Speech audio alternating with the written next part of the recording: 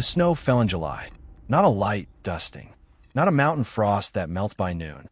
Heavy, wet, suffocating snow. The kind that bends pine branches until they crack, falling in the middle of what should have been the warmest month of the year. Across the hills of northern New England, in the summer of 1816, farmers stood at their doors and stared at fields they had already planted.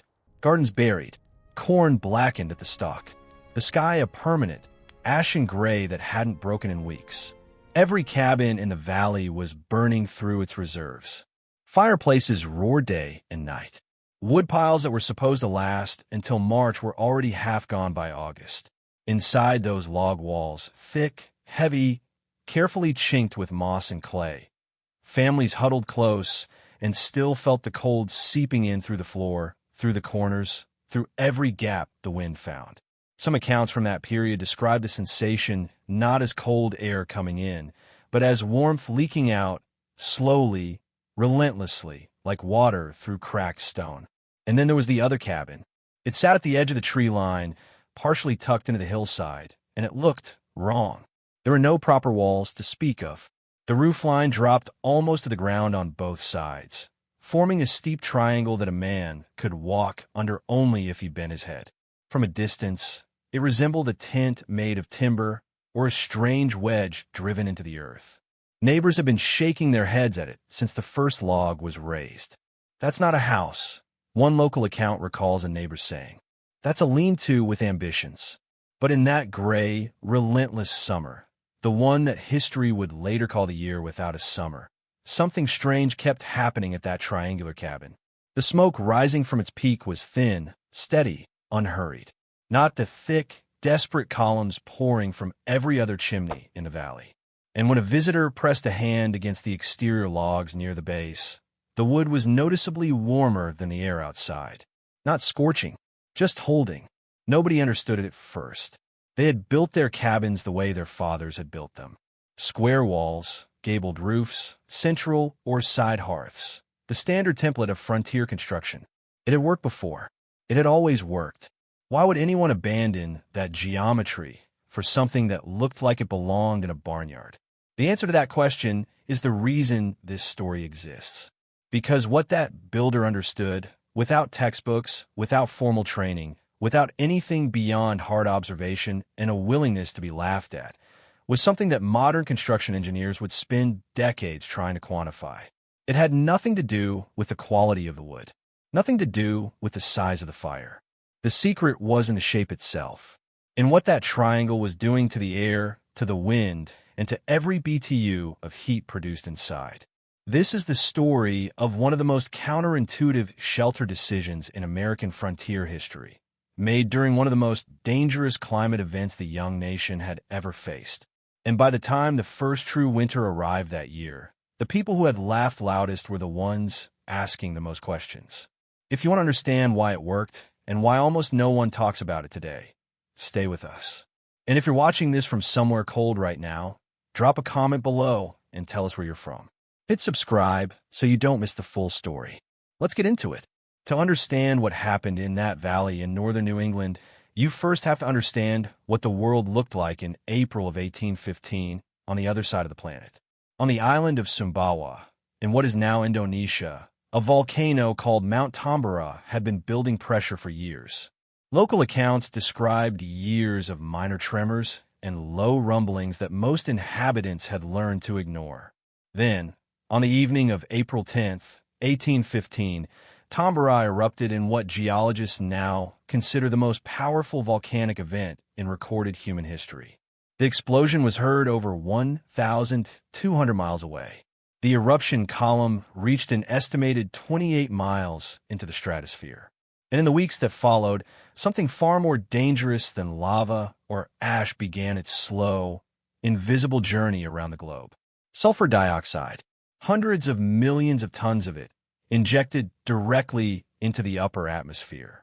Once there, those sulfur particles combined with water vapor to form a thin, persistent aerosol veil, a planetary filter that dimmed incoming solar radiation across the entire northern hemisphere. The effect was not immediate. It took months for the veil to spread and stabilize. But by the spring of 1816, the consequences were undeniable, and they were arriving in the worst possible place at the worst possible time. The farms, forests, and frontier settlements of North America and Europe, just as planting season began. The year 1816 became known, in time, as the year without a summer. But the people living through it didn't have that name. They had no satellite imagery, no atmospheric chemistry, no understanding of what a volcano on the other side of the world had done to their sky. What they had was a thermometer, those who were fortunate enough to own one, and a creeping, unshakable dread as the readings refused to climb.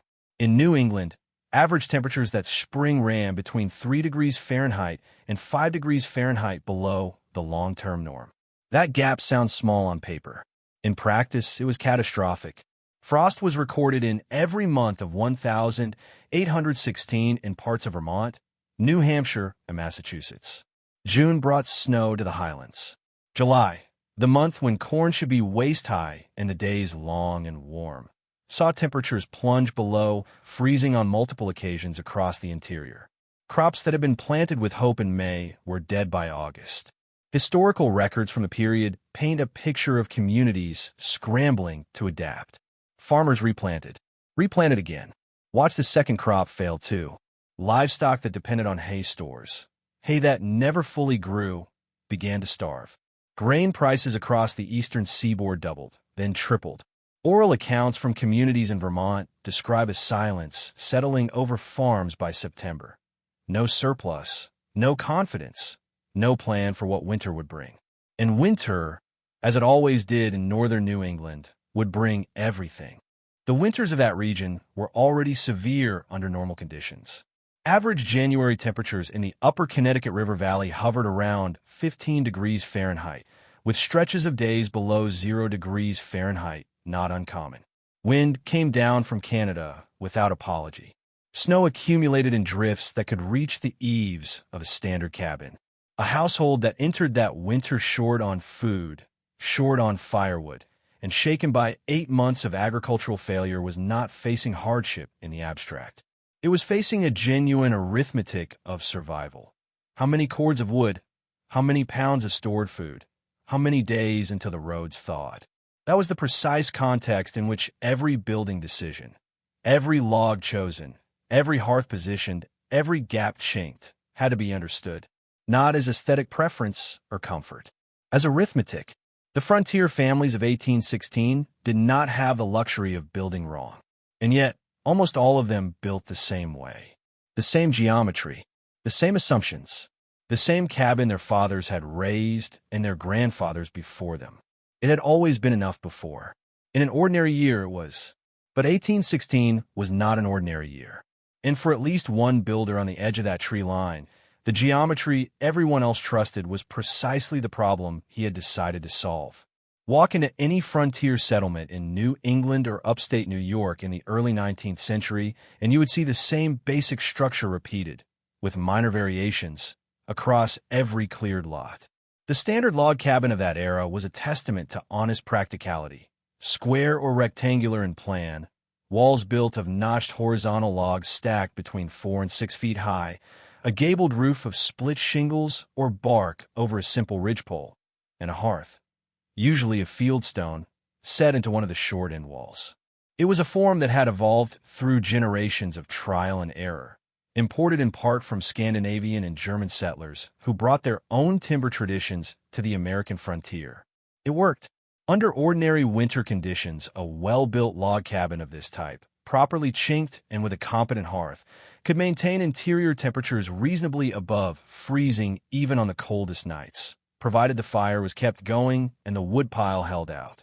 That last condition was the hinge on which everything turned. The thermal weakness of the standard rectangular cabin was not in the walls themselves. Logs, by their nature, have reasonable insulating properties. A properly stacked and chinked wall of 8-inch white pine or spruce logs offer a meaningful barrier against conductive heat loss. The weakness was in the geometry of heat distribution and the relentless surface area exposed to wind and cold. Consider the physics of a rectangular room. Heat rises. A fire built in a sidewall hearth radiates warmth outward from one end of the space, and that warmth, being lighter than cool air, immediately begins climbing toward the ceiling and collecting in the upper third of the room. The family sitting or sleeping near floor level, which is where most frontier families actually live during deep cold, occupied the coldest zone of their own heated space. The heat they were desperately trying to produce was migrating upward, pressing against the roof boards and slowly leaking out through every gap, knothole, and imperfect shingle joint above their heads. Meanwhile, the 4 vertical exterior walls, 2 long, 2 short, presented a combined surface area of exposed timber to the outside air. On a night when the temperature outside dropped to 5 degrees Fahrenheit or below, that entire wall surface became a radiating cooler, drawing warmth from the interior and surrendering it to the wind. Oral accounts from the period described the interface of log walls developing frost on the coldest nights, not at the obvious gaps, but sweating cold directly through the wood fibers themselves. The roof, paradoxically, was both the biggest heat trap and the biggest liability. A low-pitched, gabled roof created a dead air space in the attic that could theoretically act as insulation, but only if that space was sealed. Most frontier roofs were not sealed. They were functional, fast, and full of small gaps that wind could find with ease. On a stormy night in January, a family in a standard cabin was not fighting one battle against the cold. They were fighting dozens of small ones simultaneously on every surface, in every corner, against an enemy that never stopped looking for a way in. The firewood consumption this demanded was staggering by any modern measure. Oral records and contemporary diaries from New England homesteaders suggest a well-heated rectangular cabin of roughly 16 by 20 feet required somewhere between 4 and 6 cords of hardwood to survive in normal winter. A cord is a stack 4 feet high, 4 feet wide, and 8 feet long. A serious volume of timber that had to be felled, split, dried, and stacked before the first freeze. In a normal year, a family with land and tools could manage it.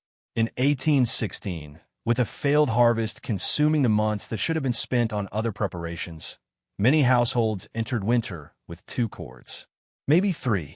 That shortfall, measured in split birch and ash, was a life or death calculation. And across the valley, as the autumn of 1816 deepened and the thermometer refused to climb, families in standard rectangular cabins began doing the mental arithmetic. They counted their cords. They looked at the sky. They looked at their children. The numbers did not resolve cleanly. That was the world the triangular cabin was being built into, not a world of architectural experimentation or aesthetic preference. A world where the shape of your shelter was the difference between enough warmth and not enough, between a woodpile that lasted and one that didn't. The builder who chose a different geometry understood something the others hadn't yet faced directly, that the standard design, the proven design, the one nobody questioned, was quietly bleeding heat in ways that no amount of additional firewood could fully correct. He had watched it happen before, and this time, he had decided to try something different. His name, according to a handful of local records from a small Vermont community near the Upper White River, was Caleb. No surname survives with certainty in the accounts that have been passed down, so we will call him simply that, Caleb, a name common enough to the period to carry no pretension. What the records do preserve, with a consistency that suggests the story was repeated often enough to take shape, is the reaction his construction choices provoked among his neighbors. It started with the site selection, where most settlers of that era chose flat, clear ground for their cabins, land that was easy to work, easy to approach, easy to expand later. Caleb chose a slope. Specifically, the north-facing base of a gradual hillside at the edge of a stand of second-growth pine. His neighbors, according to one account, preserved in a local historical society collection, found this immediately puzzling. A north-facing slope meant less direct sunlight in winter. It meant drainage complications. It meant a cabin that would sit in shadow for most of the short December and January days. Why would any man choose to build there? Caleb, if he answered the question at all, apparently offered very little explanation. He was, by all reconstructed accounts, a man of few words and considerable stubbornness, a combination that served him poorly in the short term and extraordinarily well in the long one. Then came the framing. The standard cabin of the period was raised with vertical walls, log stacked on log, corner notched for stability, climbing straight up from the foundation to the roof plate. Every builder in the valley knew how to do it. The geometry was as instinctive as stacking stones. You build up, then you put a roof on top. Caleb started differently. He drove 2 heavy ridge poles deep into the hillside at an angle, anchoring them into the slope itself. From those poles, he began laying rafters that reached not from a wall plate to a ridge, but directly from the ground, or near it, up to a central spine running the length of the structure. There would be no vertical walls. The roofline would begin almost at grade level on the uphill side and extend down to within 18 inches of the ground on the downhill face. The structure would be, in its essential geometry, a triangle in cross-section, a wedge, an A, as some neighbors began calling it, with a mixture of accuracy and mockery. One oral account, repeated in a local history compiled in the 1880s from interviews with elderly residents, describes a neighbor stopping to watch the framing go up and asking Caleb directly what he was building. The response, rendered in the account with evident amusement, was something close to a warm house. The neighbor, the account notes, laughed on his way back down the road. The mockery had logic behind it, and that logic deserves respect. From everything these men knew about shelter, from everything their collective experience had taught them, walls were how you kept heat in. Thick walls were better than thin walls. More surface area of log between you and the wind was more protection. Caleb's design appeared to eliminate walls almost entirely. The slope roof faces were only 8 to 10 inches of wood and bark. Where was the thermal mass? Where was the barrier? It looked, to experienced frontier eyes, like a structure that would funnel cold air in for both sides and offer no resistance at all. They were not wrong, exactly. They were asking the right questions. They were just measuring against the wrong assumptions. What Caleb had grasped, through observation, through instinct, through some combination of prior experience that the records don't fully illuminate, was that the barrier model of insulation was only one way to think about heat retention. And in certain conditions, it was not the most efficient one. The hillside integration was not an accident or a compromise forced by terrain. It was the first deliberate move in a thermal strategy.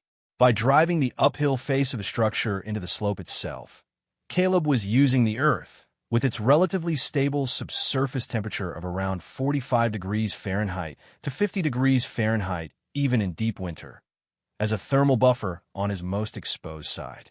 The ground absorbed no cold. It gave none back. It simply held. The steep pitch of the roof lines, far steeper than any standard gabled roof, closer to 60 degrees than the typical 30, was the second move. And understanding why that angle mattered requires understanding something about wind that most people have never had cause to think about carefully. Wind does not push uniformly against the surface. It accelerates around obstacles and creates zones of high pressure on windward faces and low pressure, suction, on leeward ones. A vertical wall presents maximum resistance to wind, and that resistance translates directly into pressure differential across the wall surface, which drives cold air infiltration through every crack and joint. A steeply angled surface, by contrast, deflects the wind upward and over, reducing the pressure differential and dramatically cutting infiltration. Caleb's neighbors saw a flimsy triangle. What he had built was a wind splitter, and that was only the beginning of what the shape was doing. To truly understand what Caleb had built, you have to stop thinking about a cabin and start thinking about a system. Not a box you heat from one end, not a barrier you pile logs against to slow the cold. A system, one where every geometric decision fed into the next, where the shape itself was doing most of the thermal work before the first piece of firewood was ever split. Start with the most basic principle of heat behavior. Hot air rises. In a standard rectangular cabin, that principle was the enemy. Heat produced at the hearth climbed immediately toward the flat ceiling, pooled there, and pressed outward against the roof, the structure's most poorly sealed and most thermally vulnerable surface. The family lived and slept at floor level, in the coldest band of the room's air column. The fire burned, and the warmth it produced rose away from the people who needed it, gathering uselessly overhead until it leaked out into the night. In Caleb's A-frame, that same principle became an ally. The interior of a steeply pitched triangular structure is not a uniform volume. It is a tall, narrow wedge that tapers to a ridge at the top and widens toward the floor. When heat rises inside that geometry, it does not collect in a flat ceiling plane and press outward. It rises into an increasingly constricted apex, a funnel running the full length of the structure, where it compresses slightly and slows its escape. The ridge, running like a spine along the top of the cabin, became a heat reservoir. And because the roof faces above it were angled rather than horizontal, the conductive path for that heat to escape to the outside was longer, more oblique, and, critically, constantly interrupted by the same angled surface that was deflecting wind on the exterior. The interior air column, meanwhile, behaved like a natural convection loop. Warm air climbed to the apex. As it cooled against the roof surface, it descended along the sloped interior faces, but those faces narrowed toward the floor, which meant the descending cool air was channeled back toward the center and toward the heat source, where it would be warmed again and rise. The fire, burning at the base of the triangle, was sitting at the bottom of a natural chimney effect that recycled heat rather than wasting it. This was not a theory Caleb could have articulated in the language of thermodynamics. The vocabulary didn't exist, yet in the form a frontier carpenter would have encountered. But the behavior he had observed, and the intuition he had followed, mapped precisely onto principles that physics teachers would spend the next 2 centuries explaining on blackboards. He had arrived at the same destination through a different road, watching fires, watching snow, watching where frost formed on walls and where it didn't, and drawing conclusions that cut against everything his neighbors assumed was true. The volume question was equally important and even less discussed. A rectangular cabin of 16 by 20 feet with 7-foot walls contains roughly 2,240 cubic feet of interior air. That is the air mass a single hearth must heat, maintain, and continuously replenish as cold infiltration occurs. Caleb's A-frame, with a ridge height of approximately 12 feet and a base width of 18 feet across a 24-foot length, contained closer to 1,296 cubic feet of usable interior air volume, a reduction of nearly 40% compared to the standard cabin. Smaller air volume meant faster heat-up time from cold start. It meant less fuel required to reach a comfortable temperature. And it meant that the thermal inertia of the warmed air, its resistance to cooling once the fire was banked for the night, was proportionally higher relative to the heat source. In plain terms, the same fire, burning the same wood at the same rate, heated a smaller and more efficiently shaped space. It reached temperature faster. It held that temperature longer. And it did so while burning somewhere between 25 and 35% less wood per comparable heating hour than the standard rectangular cabin nearby. A plausible estimate that aligns with the principles involved, though Caleb himself kept no formal ledger. The earthen integration on the uphill side added a third layer of thermal logic. Soil, even frozen at its surface, maintains a relatively stable temperature just a few feet below grade. In Vermont's interior, subsurface ground temperatures at a depth of 4 feet rarely drop below 40 degrees Fahrenheit, even in the most brutal winters. By pressing the uphill face of his structure into that slope, essentially using the hillside as his north wall, Caleb replaced the most wind-exposed vertical surface of a standard cabin with a passive thermal mass that neither gained nor lost heat aggressively. It was not a source of warmth. It was a break on cold. A buffer that kept the temperature differential between inside and outside from becoming overwhelming on that side. And then there was the snowpack. This was the element that surprised even those who eventually came to understand the rest. In a standard cabin, snow accumulating against the walls was a minor inconvenience at best, something to clear periodically to prevent moisture infiltration. In Caleb's A-frame, snow that accumulated against the lower sections of the sloped roof faces was not a problem. It was insulation, A foot of dense, settled snow against a sloped timber surface adds meaningful resistance to heat conduction. Oral accounts from similar Nordic and Alpine construction traditions describe the value of snow accumulation against low roof faces as well understood by those who had lived in cold climates for generations. Caleb, whether he had encountered those traditions directly or arrived at the same understanding independently, had built a structure that welcomed snowpack as a thermal partner rather than a structural threat. By the time the last rafter was set and the bark shingles were laid, Caleb had created something that looked, to every eye in the valley, like a primitive and poorly considered shelter. What he had actually built was a passive heating system. No moving parts, no special materials, nothing beyond geometry, gravity, and an understanding of how heat and cold actually behave, as opposed to how everyone assumed they did. The geometry of the structure was only half of Caleb's calculation. The other half, the one that completed the system and turned a clever shape into a genuinely efficient thermal engine, was the placement and design of the heat source itself. In the standard frontier cabin, the hearth was almost always built into one of the short end walls.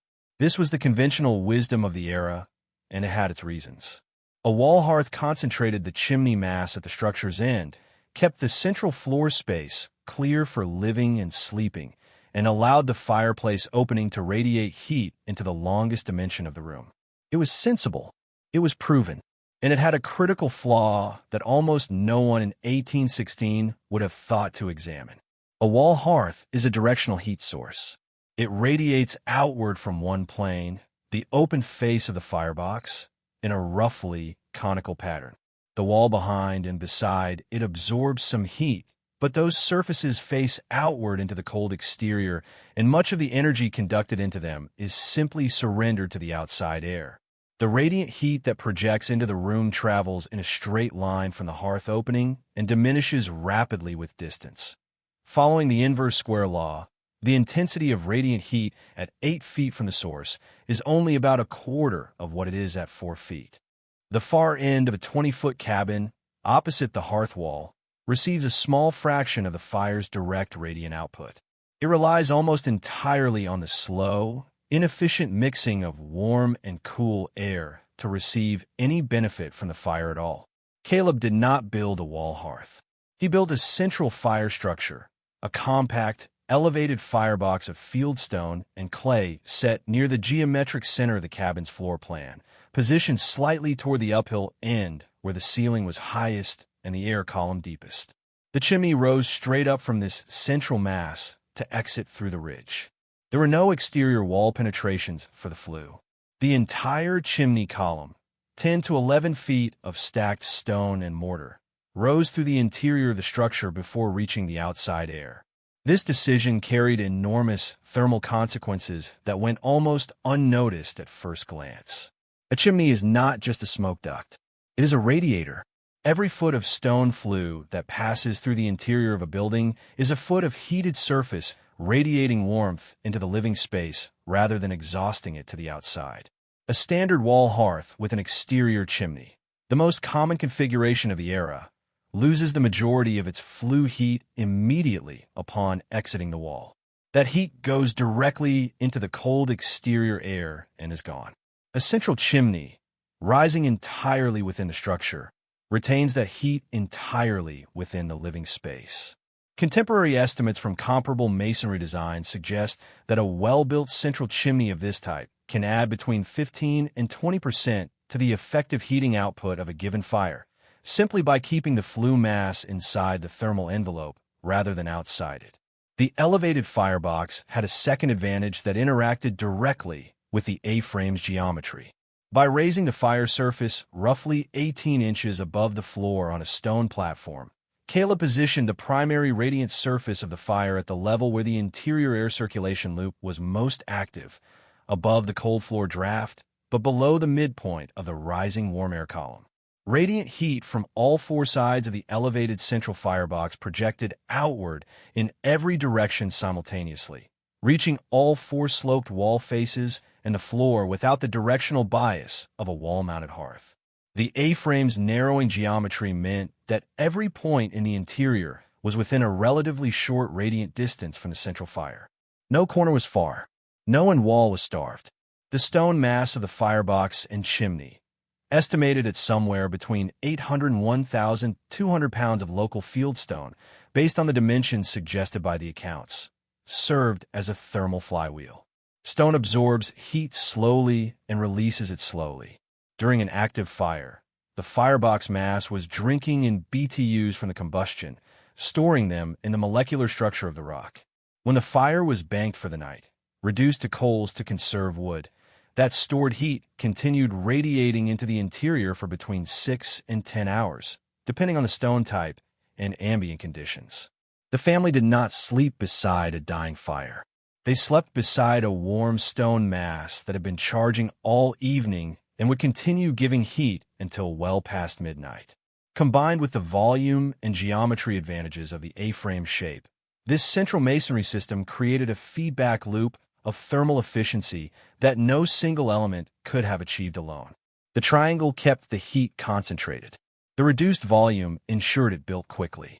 The earthen hillside blocked the worst wind exposure. The snow provided additional insulation on the lower faces. And the central stone firebox, the heart of the whole arrangement, radiated in all directions, stored heat against the long night, and kept its flue warmth inside the structure where it belonged. Each element reinforced the others. Remove any one of them, and the system was merely good. Together, they made it exceptional. Caleb had not invented any of these principles.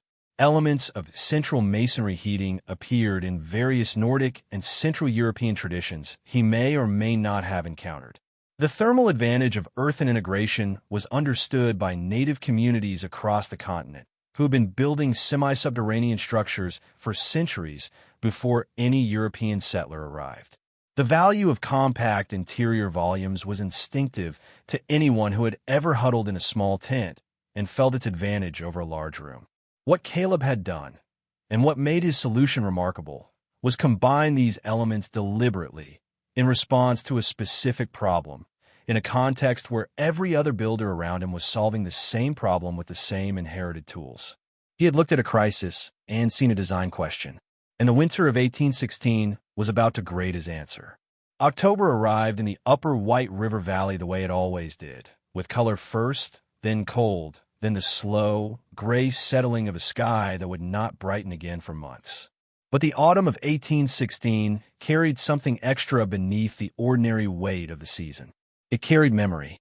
The memory of a summer that had failed, of fields that had not produced, of woodpiles that were thinner than they should have been, and food stores that were shorter than any prudent household could accept with confidence. The first hard freeze came in the third week of October that year. By early November, snow had settled on the ground and did not leave. Temperatures in the valley dropped below 20 degrees Fahrenheit for the first time in the second week of November, earlier than usual, and with a steadiness that made experienced farmers uneasy. This was not an ordinary winter feeling its way in. This was a winter arriving with intention. By December, the pattern was established and unmistakable. Temperatures regularly fell below 0 degrees Fahrenheit overnight. Wind came down from the north in sustained gusts that packed snow horizontally against every north-facing surface. The sky remained that flat, lidded gray that the community had learned to associate with the Tambora year. No bright days, no warming breaks, just a relentless, grinding cold that asked the same question every morning when a man pushed open his door and faced the air. How much wood did you burn last night, and how much do you have left? The rectangular cabins of the valley answered that question with growing anxiety.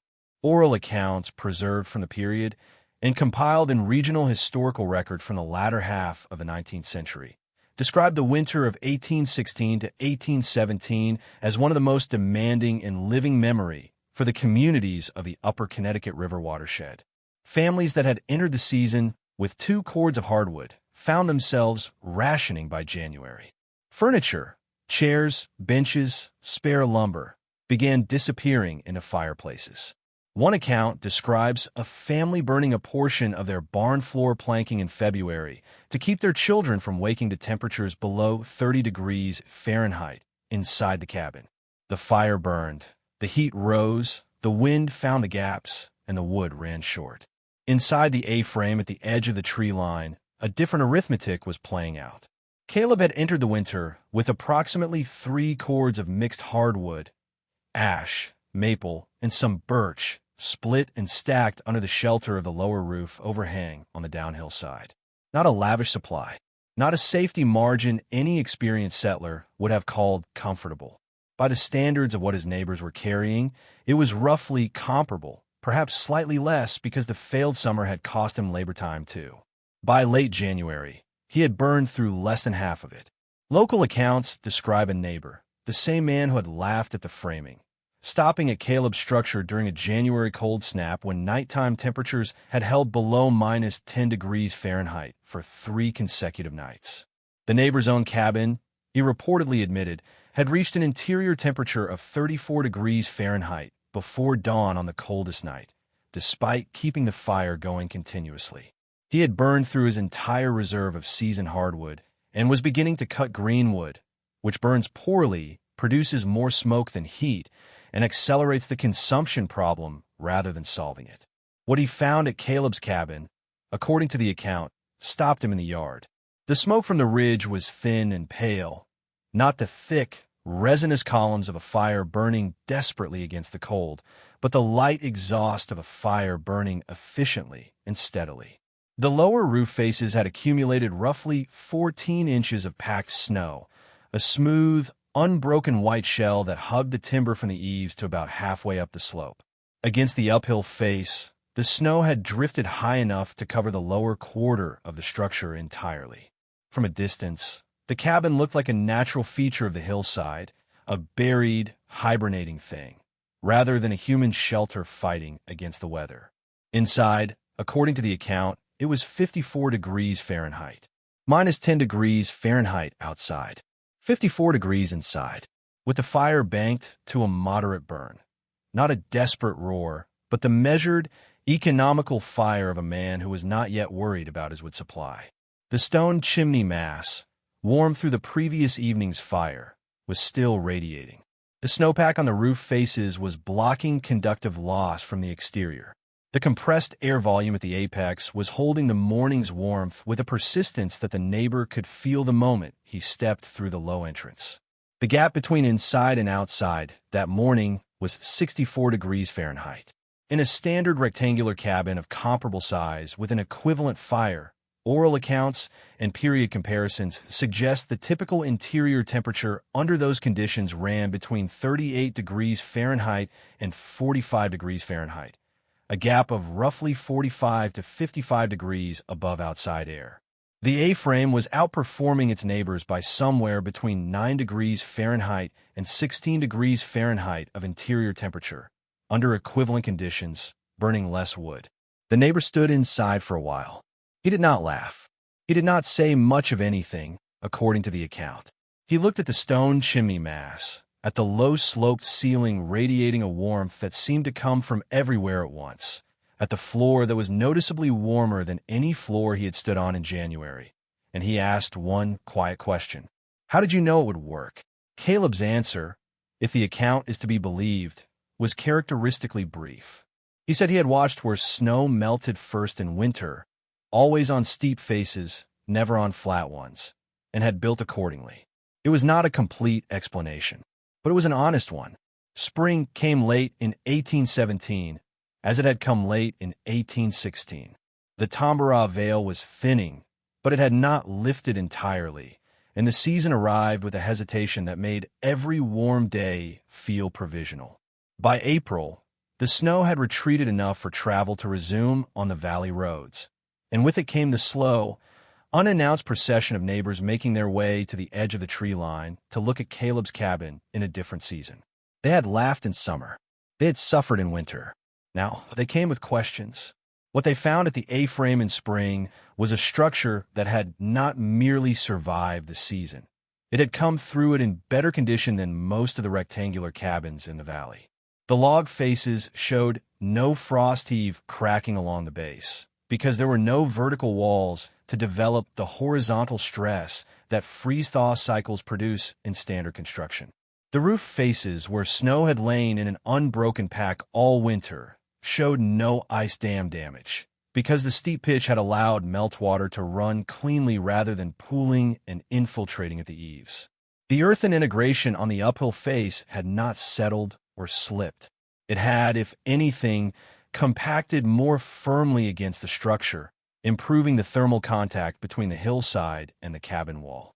The woodpile, stacked under the overhang on the downhill side, still held roughly a cord and a half of unburned wood. That image, a cord and a half of split ash and maple, standing through a winter that had broken other families' reserves entirely, became the detail that circulated through the community with the particular persistence of a story that needed no exaggeration to make its point. Caleb had not merely stayed warm. He had stayed warm with wood to spare. And in the arithmetic of frontier survival, wood to spare at the end of winter was not a minor accomplishment. It was the difference between entering spring with options and entering it with none.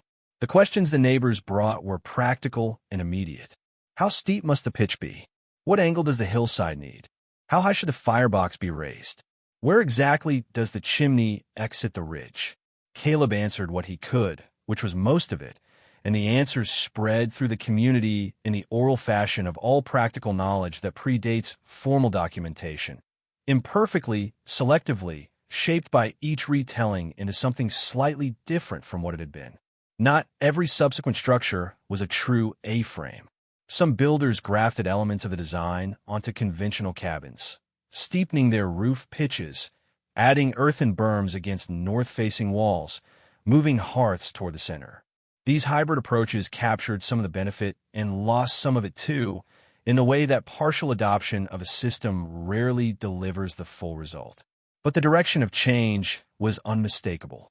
The Valley's builders in the years following 1816 began thinking about their structures differently, not just as barriers against the cold, but as systems for managing heat, systems in which geometry, siding, and the placement of the heat source were as important as the thickness of the walls. That shift in thinking was Caleb's real legacy, not the cabin itself, which was eventually absorbed back into the hillside, its timbers returning to the forest in the unhurried way of all unprotected wood, but the question it had made unavoidable. The question of whether the shape of a shelter was a passive given or an active tool. The answer, of course, was that it had always been a tool. Cultures that had lived in cold climates for millennia already knew this. The semi-subterranean structures of Alaskan native communities, the Barabara, the Earth Lodge, the banked earth longhouse, used hillside integration and reduced surface area for exactly the reasons Caleb had arrived at independently. The turf houses of Iceland, the pit houses of the Great Plains, the stone beehive huts of the Scottish Highlands, all of them, in their different materials and different latitudes, express the same underlying logic. Shape is not decoration. Shape is engineering. The angle of a roof face, the depth of a foundation, the position of a heat source within a volume. These are not aesthetic choices. They are thermal decisions with measurable consequences. Modern construction has, in many respects, forgotten this. The houses built across North America today are largely rectangular, not because that geometry is thermally optimal, but because it is cheap to frame, easy to permit, and compatible with standard materials that arrive in straight lengths from lumber yards. The thermal inefficiencies of the standard box are corrected with synthetic insulation, vapor barriers, mechanical ventilation systems, and heating equipment of extraordinary sophistication. It works.